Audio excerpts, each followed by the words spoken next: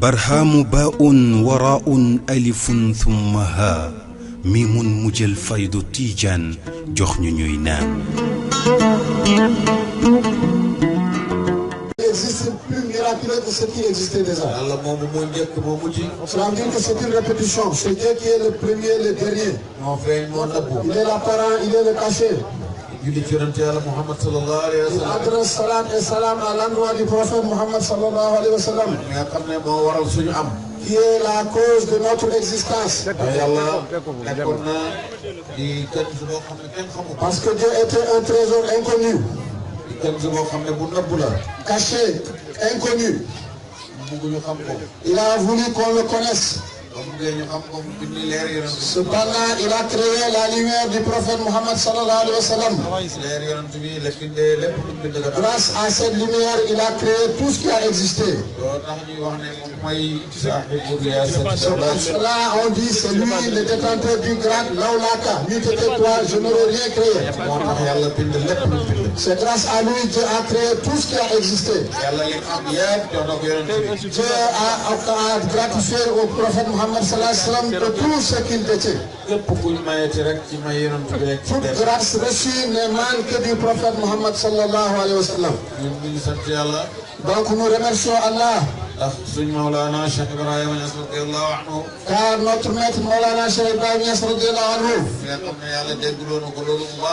à qui Dieu a accordé la bonne compréhension en ce sens, a dit à l'endroit du prophète Muhammad sallallahu alayhi wa sallam, si on me donne un autre don que toi, je n'aurais pas accepté. Dieu lui a fait connaître que tout ce qu'il avait, il a accordé ça, il a donné au prophète Muhammad sallallahu alayhi wa sallam. Il dit ici, Dieu devait regretter. Si Dieu devait regretter quelque chose, il aurait regretté ce qu'il a accordé au prophète parce qu'il a tout donné.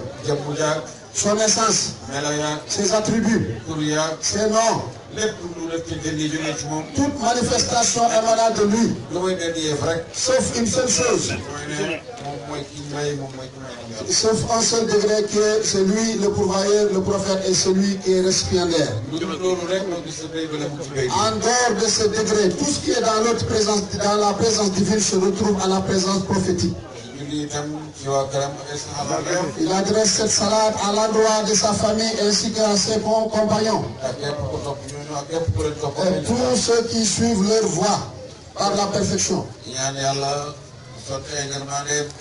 Que Dieu inonde son agrément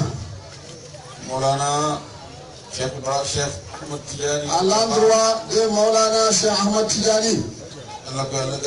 Que Dieu l'agrée. Lui qui nous a donné ce trésor qui est la tariqa, qui nous est très profitable. À l'endroit de qui Cheikh Ibrahim Niass avait dit, toutes les voies conduisent vers Allah. Mais c'est la Tidjania qui recommande à tout le monde parce qu'elle est la meilleure. Il a exprimé dans ses premiers poèmes qui est intitulé Ruh al-Adab. Ceci est un conseil de ma part. Je vous recommande de prendre la tariqa Tidjania. Car c'est une voie de la pure grâce fondée par le Coran et la Sunna. Cette tariqa nous vient de Cheikh Ahmad Tidjani radiyallahu anhu. Il sollicite l'agrément d'Allah à l'endroit du Khalif et digne fils héritier de Cheikh Ahmad Tidjani, qui est son Khalif, et le Khalif de Cheikh Ahmad Tidjani, qui est l'incarnation de leur essence. Dans leur profusion passe par lui. Toute personne qui veut avoir cette modèle, il est obligé de passer par Cheikh Ibrahim. Ou bien par l'un de ses intermédiaires, de ses wasila. Dans son dernier mawlid, Cheikh Ibrahim a dit, le prophète Muhammad sallallahu alayhi wa sallam est la porte d'accès à Allah. Nul ne peut accéder à Allah sans passer par le prophète Muhammad sallallahu alayhi wa sallam.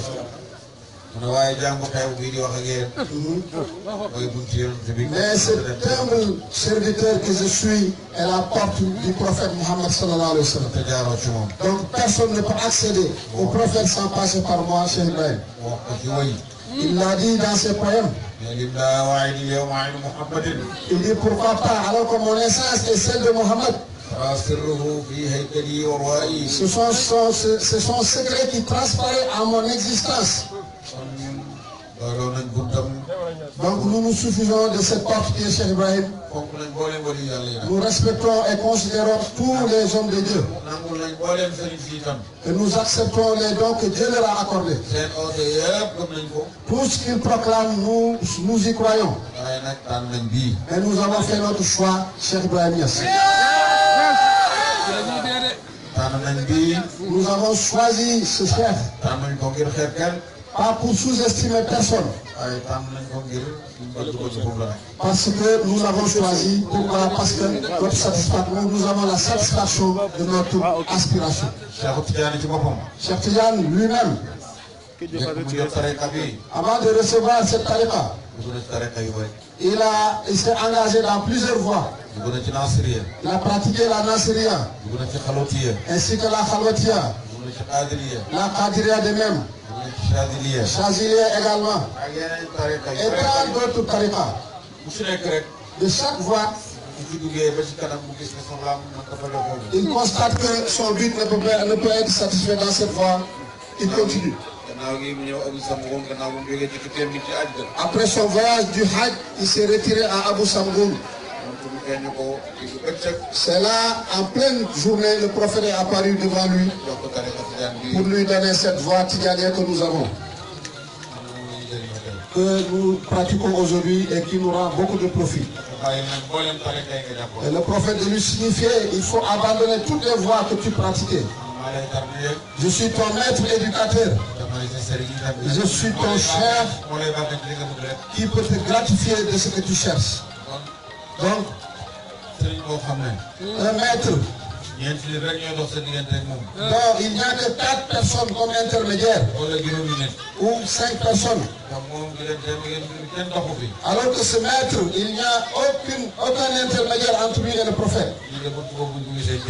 Nous, alhamdulillah, nous nous satisfaisons de cette porte.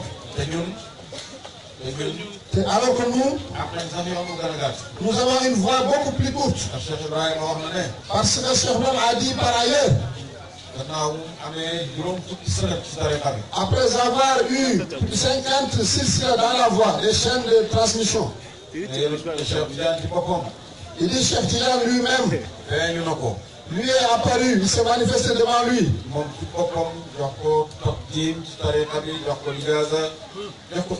Il dit, Cheikh Ibrahim Niass a dit, bien qu'il a eu plus de 50, il a eu 56 là, et pas d'autres.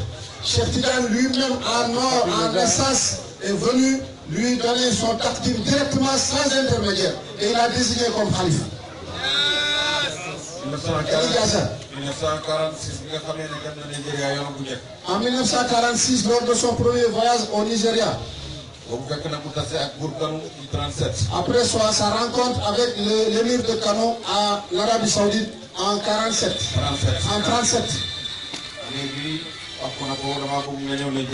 L'émir l'invita au Nigeria.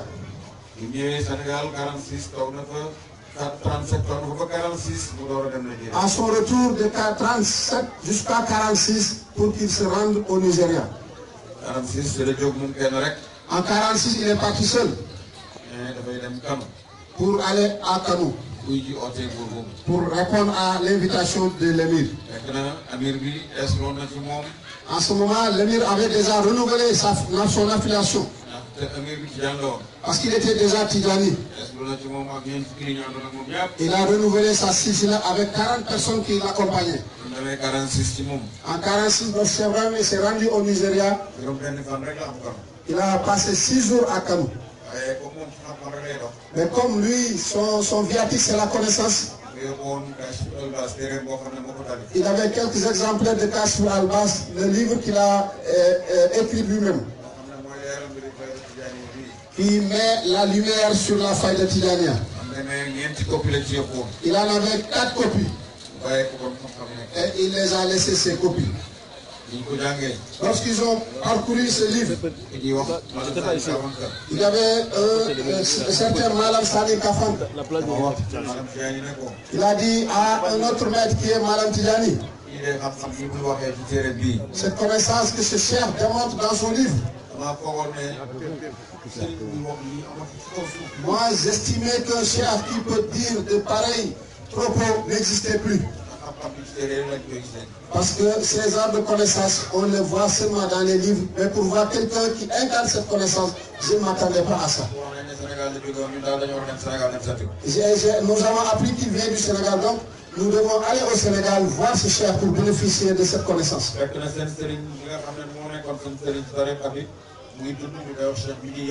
Alors que leur maître était déjà encore vivant, un certain Midi Yawa, le cher Midi Yawa. Donc ils sont venus voir leur maître pour lui demander la route, pour lui dire que nous voulons aller rendre visite au cher sénégalais qui était là. Et le cher leur dit, vous voulez partir pour me laisser ici pendant que je suis vivant, vous partez pour chercher un autre cher? Ah, il dit, si c'est le cas, nous laissons tomber. Maintenant, le chef leur demande, donnez-moi les livres qu'il a laissés ici. Moi aussi, je vais regarder qu'est-ce qu'il y a dedans. Ils m'ont apporté le Kashif al-Albas. Lorsqu'il a lu l'introduction, la présentation biographique de Seydi Ali Cissé à l'endroit de Cheikh Ibrahim Niass, lorsqu'il a parcouru cette partie, il a dit beaucoup de choses. Hein? Il dit Seydi Ali Cissé, ce qu'il a dit de son cher Cheikh Ibrahim Niass, c'est de trop. Hein? Et ce cher Midi Yawa, il avait l'habitude de voir Cheikh Tidjani en rêve. Dans la nuit, il voit Cheikh Ahmad Tidjani de la Cheikh Tidjani lui dit, mais pourquoi tu dis que ce qu'on a dit de mon calife est de trop? Tu ne sais pas qu'aujourd'hui, dans ce monde, si tous les élus de Dieu, tous les hommes de Dieu se mettent sur une même place, c'est Cheikh Ibrahim Niass demeure mon khalifa. Le chef a vu en rêve Cheikh Ahmad Tidjani, qui lui dit, toi, pourquoi tu dis que ce que Seydi Ali Cissé a dit de mon calife est de tout, alors que tu ne sais pas que si tous les élus de Dieu étaient mis sur une même place, c'est ce Cheikh Ibrahim Niass qui reste mon calife.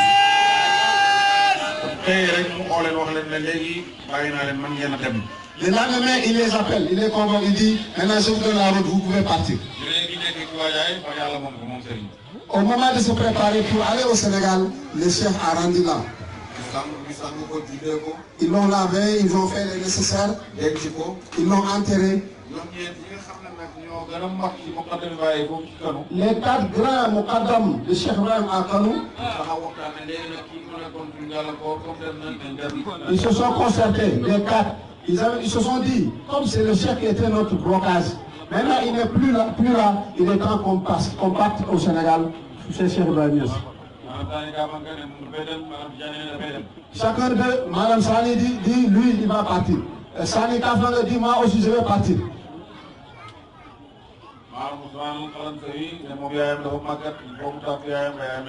Madame Ousmane Al-Kalansawi a dit, moi, comme ma mère est malade, il faut que je lui demande la route d'abord.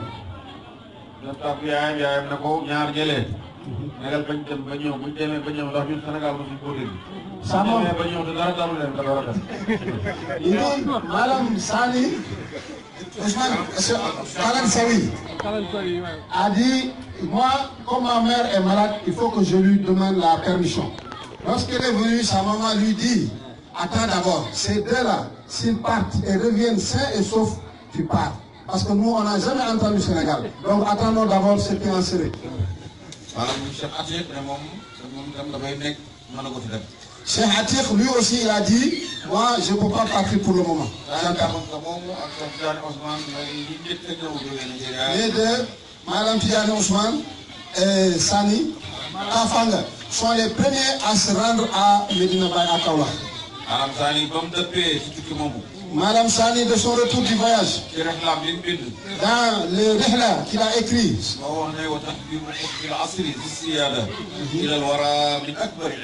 il dit le fait de faire aimer au monde le qutb du temps qui est Cheikh Ibrahim fait partie des plus grandes dévotions. C'est lui qui a dit également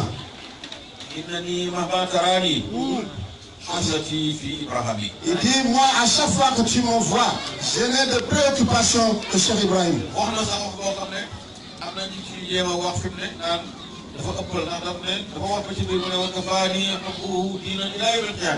Il dit, il a même tenu un autre propos que certains jugent exagéré. Parce qu'il a dit, l'amour de Cheikh Ibrahim nous suffit même comme religion. Jusqu'à l'au-delà. Il a même chanté les éloges des compagnons de Cheikh Ibrahim, ses ashab. Il dit ces compagnons, ce sont des hommes honorables. Ils sont des rois dans l'existence. Leur préoccupation n'est rien d'autre que Dieu. Ou bien le nom de Dieu ou ses attributs. Lorsqu'ils ont fait le tarbiya en 46, après avoir fini leur initiation, Cheikh Ibrahim leur a donné ijaza dans tous les secrets.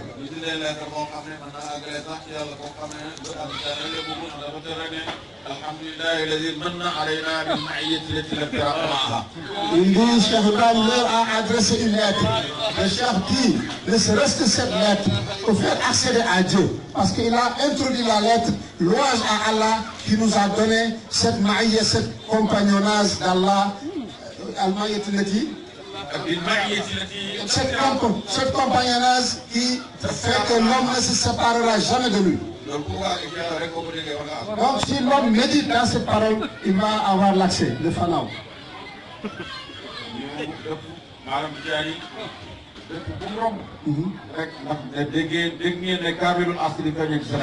Madame Tidjani de son retour de Kaolack, tellement qu'il était enthousiaste, partout où il passe, il demande, il les interroge, est-ce que avez-vous entendu que le pôle du temps est apparu? C'est pour cela que tous ces pays qui sont sur sa route, Ghana, ainsi de suite, c'est lui qui a donné l'information concernant Cheikh Ibrahim. Le but de cette déclaration, c'est de démontrer que Cheikh Ahmed Tidiane a déjà confirmé qu'il n'a pas de calife au-delà de Cheikh Ibrahim. Donc chacun de nous peut dire, j'ai pris de Cheikh Ibrahim a pris de Cheikh Ahmed Tidiane. Directement de Rasulullah sallallahu alayhi wa sallam, sans autre intermédiaire. C'est ça, les disciples de Cheikh Ibrahim. Et c'est pour cette raison que nous nous sommes réunis aujourd'hui ici. Nous sommes venus rendre visite à un frère, un ami, un frère en Dieu, et un ami consanguin, un frère consanguin, un frère en Cheikh Ibrahim Niass. Et c'est un frère qui a une autre agrément. Ici en Côte d'Ivoire, nous l'avons agréé et de même nous l'agréons quand il vient au Sénégal. Nous sommes très satisfaits de lui. Nous demandons à Allah de l'agréer. Nous demandons l'agrément de Cheikh pour lui. Que Cheikh Ibrahim, Cheikh Ahmed Tidiane l'agrée. Que le prophète soit satisfait de lui. Nous sommes très heureux de cette invitation. Nous sommes heureux, nous remercions Allah qui nous a donné la force de pouvoir être là. Il dit le frère Hadi Faye est un homme modèle. Il dit, Imam dit, il connaissait Hadi Faye depuis longtemps, alors qu'il ne connaissait pas le père de Hadi Faye. Un jour dans la mosquée, à la prière de Zohr, à la sortie, un vieux lui salua. Lorsqu'il a tenu sa main, il dit, mais on dirait que tu es le père de Hadi Faye. Le vieux a dit à Imam, ah vraiment je t'aime, parce que ce que tu m'as dit là, je suis son père, hein. De la même façon que tu connais ça, et puis tu me dis ça, j'en suis très satisfait. L'imam dit, je ne t'ai jamais vu, mais lorsque je t'ai serré la main, j'ai senti que tu es le père de Hadi Faye. Parce que tout bien fait émane de quelque part. Quelque chose qui n'a pas d'origine, c'est quelque chose qui n'a pas d'avenir. Tous les bienheureux, tous les biens, ils ont des racines. Imam Hassan lui a une fois raconté. Il dit, j'étais au Congo. J'étais logé dans une maison habitée par des Sénégalais qui ne me connaissaient pas. Je ne les connaissais pas, ils ne me connaissaient pas. J'ai resté 2 jours avec eux. Le jour de mon départ,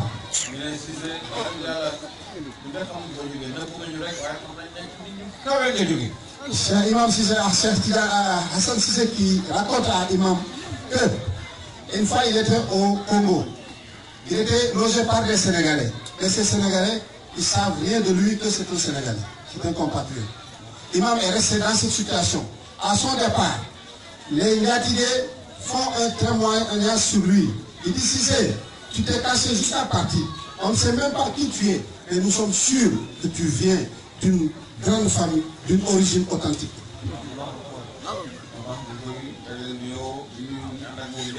Donc il salue particulièrement Hadi Faye ainsi que tous ses amis et frères qui l'accompagnent. Il prie pour que Dieu exauce tous nos vœux. Tout ce que nous espérons de cette hadra de Cheikh Ibrahim, que Dieu nous en donne la part la plus absolue.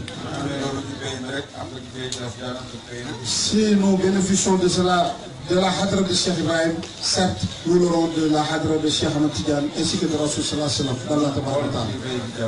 L'imam adresse ses hommages à toutes les personnalités ici présentes. Particulièrement Chérif Omar ainsi que son grand frère Cheikh Amin. Il les remercie chaleureusement.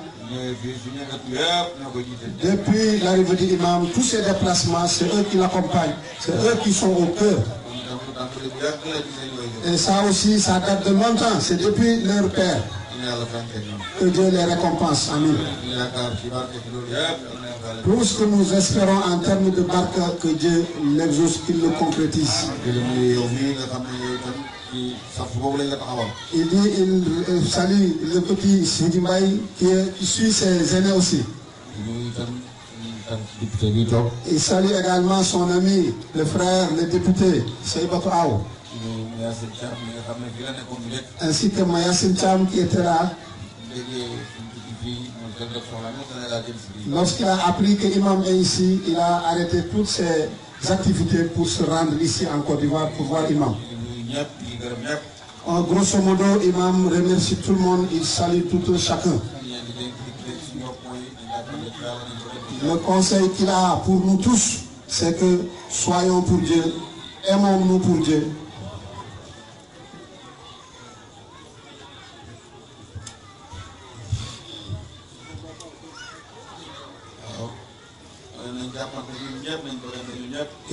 Il dit, donnons-nous la main, aimons-nous. La faïda est venue pour réunir tout le monde, il n'est pas venu pour...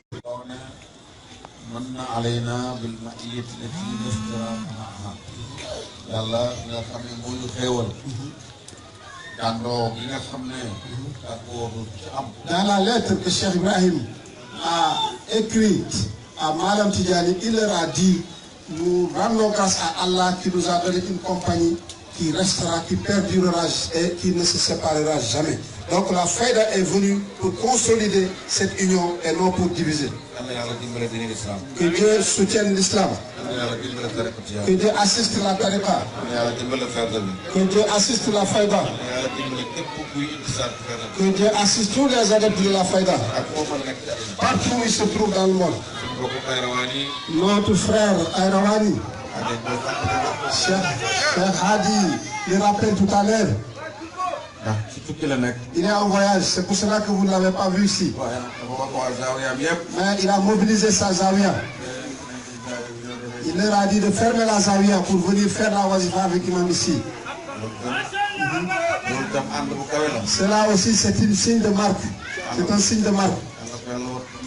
Que Dieu le protège là où il est jusqu'à ce qu'il nous revienne sain et sauf.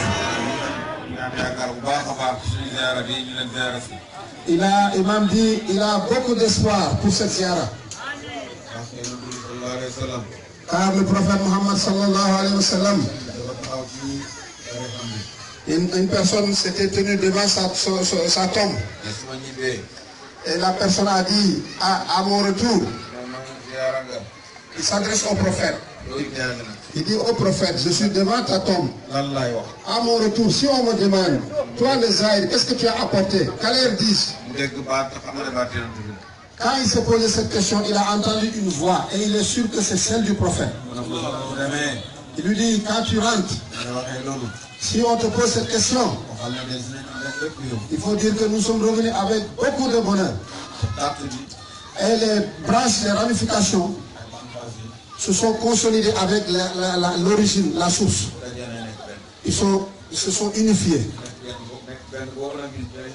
Cette unité, c'est là où Imam nous invite nous tous. Et c'est ça notre force. La dispersion nous affaiblit.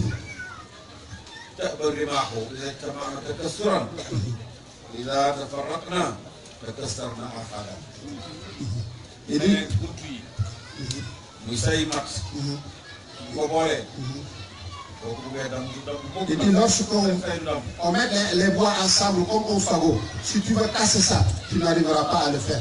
Mais ici, ils sont dispersés, tu peux casser un à un sans problème.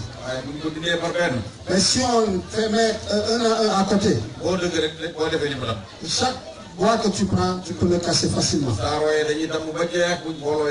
Donc si nous nous dispersons, nous serons faibles et toute personne pourra nous casser, nous diviser. Mais si nous restons unis, nous serons forts. Dieu a dit, ne disputez pas et ne vous divisez pas, parce que ça va vous faire perdre votre force. En Dieu, il n'y a pas de dispute parce qu'il est indivisible. Il est seul, il est avec tout le monde, de par son essence. Donc ce n'est pas la peine de faire des tiraillements, parce qu'il n'appartient à personne.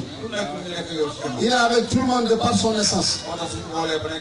Donc si nous mettons ensemble, ce sera une force que personne ne pourra contourner. Que Dieu nous l'accorde, amin. Que Dieu fasse que nous soyons en soutien pour l'islam. Que Dieu fasse que nous soyons en soutien pour Tariqa Tidjane.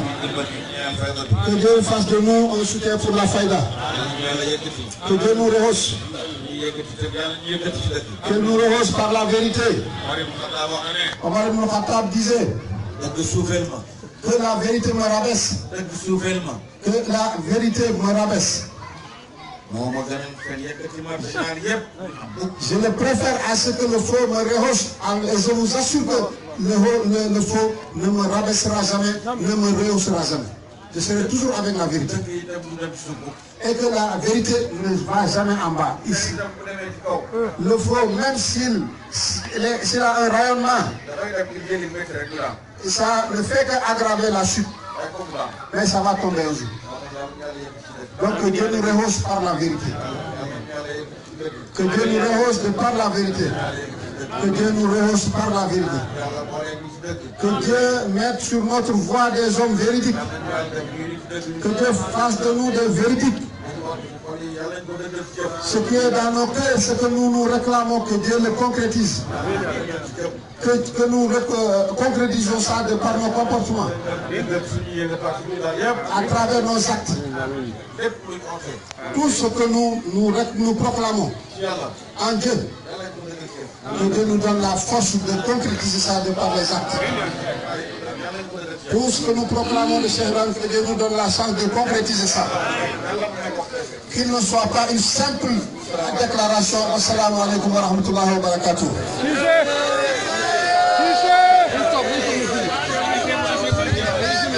Donc, alhamdulillah, nous te remercions et vous donnons l'information que demain, Inch'Allah, l'imam va faire la hadra avec nous à la Zawiya au complexe Cheikh Ibrahim Niass de Koumassi, Cheikh Omar. Le Cheikh Hadi Faye remercie la daïra sénégalaise. Les Armas sont là, nos frères des Armas de Tchota, de Taura, Yoruba, Haoussa, tout le monde est là. Les habitants du quartier également. Merci beaucoup. On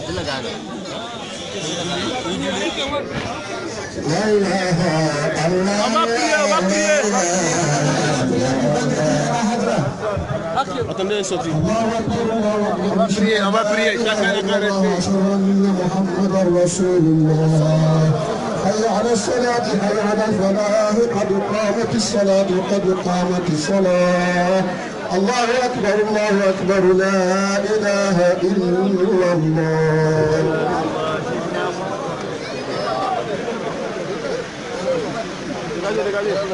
Il y a ça, mon ami.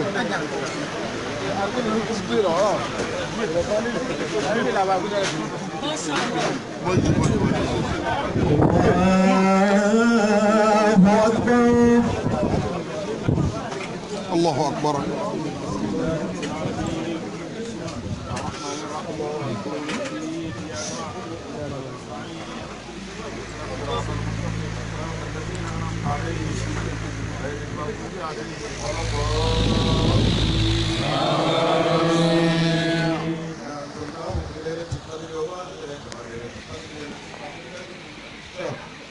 تنزل الملائكة والروح فيها بإذن ربهم من كل أمر سلام هي حتى مطلع الفجر الله أكبر ربنا ولك الحمد الله أكبر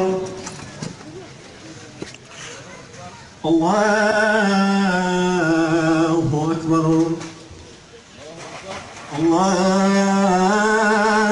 الله أكبر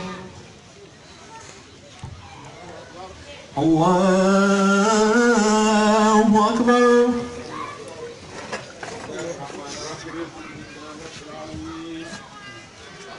الرحيم مالك يوم الدين إياك نعبد وإياك نستعين اهدنا الصراط المستقيم صراط الذين أنعمت عليهم غير المغضوب عليهم ولا الضالين إله قريش إلههم رحلة الشتاء والصيف فليعبدوا رب هذا البيت الذي أطعمهم من جوع وآمنهم من خوف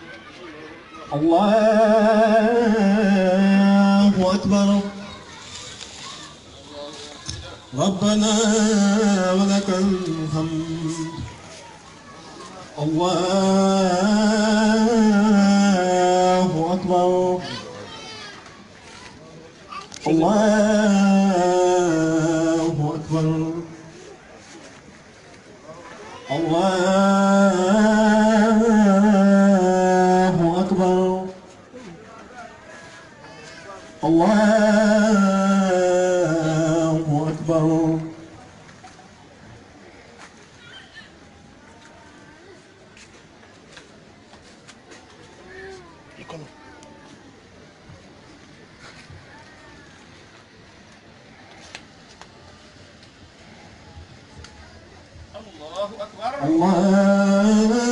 الله أكبر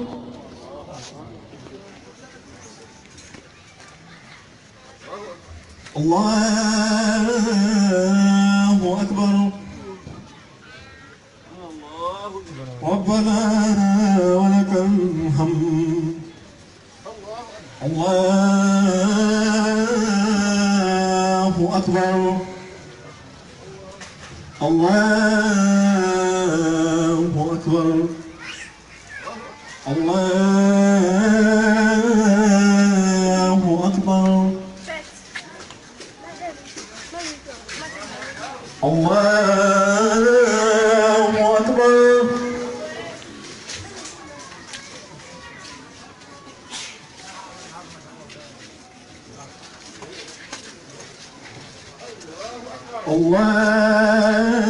الله أكبر ربنا ولك الحمد الله أكبر الله أكبر الله الله أكبر الله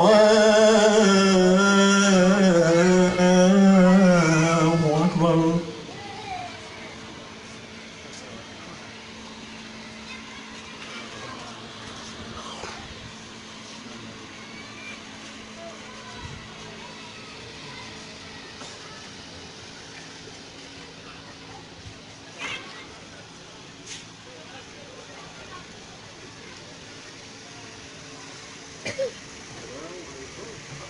السلام عليكم ورحمة الله. السلام عليكم ورحمة الله. Restez assis, restez assis.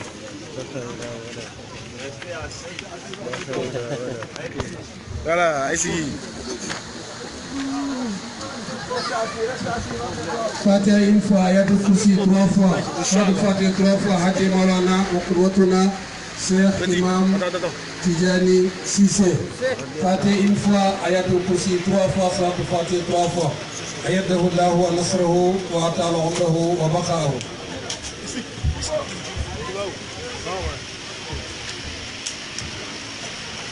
Amin.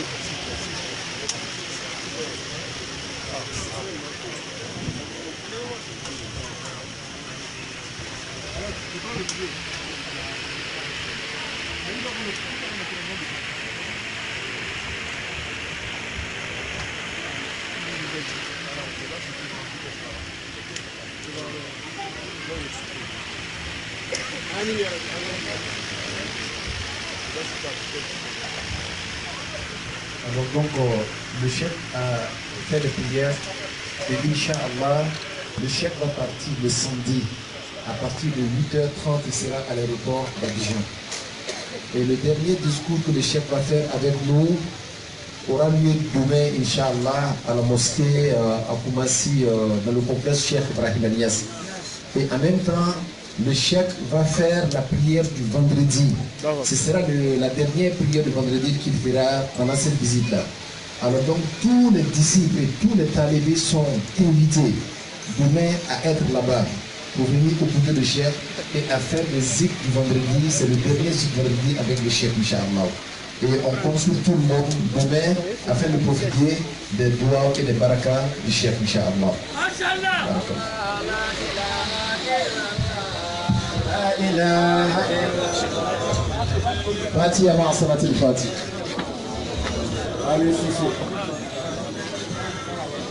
Sabari mama. Abu Tara.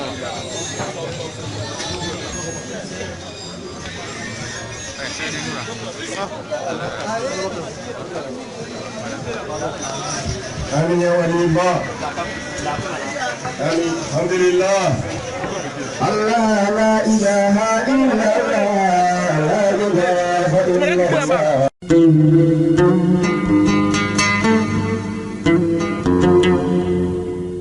برهام باء وراء ألف ثم ها ميم مجل فيض تيجان جخن نينان